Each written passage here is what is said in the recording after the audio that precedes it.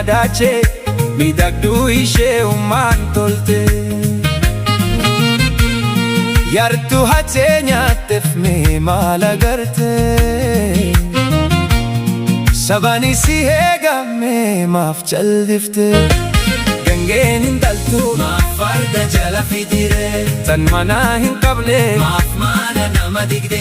Shaggar Finfinnee maqaan maaf ardi saba jedhure? Finfinneen tan Oromooti Oromii maaf yuusare? Haati farda abbaan harree gangeen maaf sobare? Danni leenci galu jeedali maal fitire? Garbuun abbaa qabaa jaldeessi maal egare? Doolu maaf socho'aa anna dura bare famala of dadhabere? Biyya gooni jaarte ijoollee hin digu dini haa fokkoo jalala haa figu abdiisaa gattu lafitti kaabeka elemoo kilkuutu ishee foreegameka tadaasa birutu ishee faarsateeka aliyyi siritu dombiriin dokaseka waako gutuu faatu isheef darrateeka ali biraa faatu ishee tafkoleeka eebbisaa dunyaatu lafarra harkifame osuma yoomusaa dararaati maadan isheef wareegameeka achii buteensanii ishee dabdaabameeka.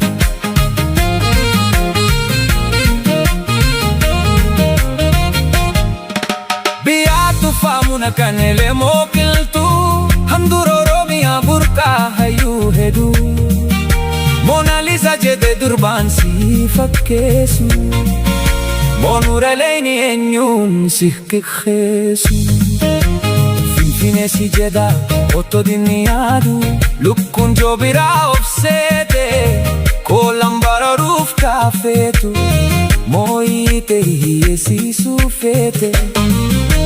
Shaakala gootulle bakka joobiran gaahee gahuuf lukkuun shaakala hin gootu salphattee salphachuuf jarrinaaf jagnoof gooti.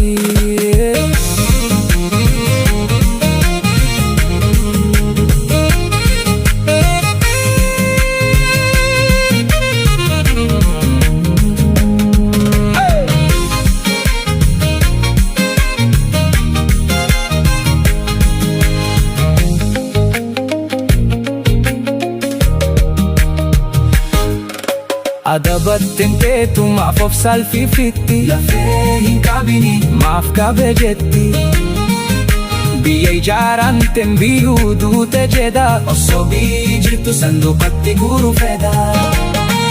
Jiraanuu awwaaluuf jarru nutti yaadaa jirti ragaa soba baase biyya diguuf fiiga abba biyya dhiise sirina du'a kaleef garan diiga jira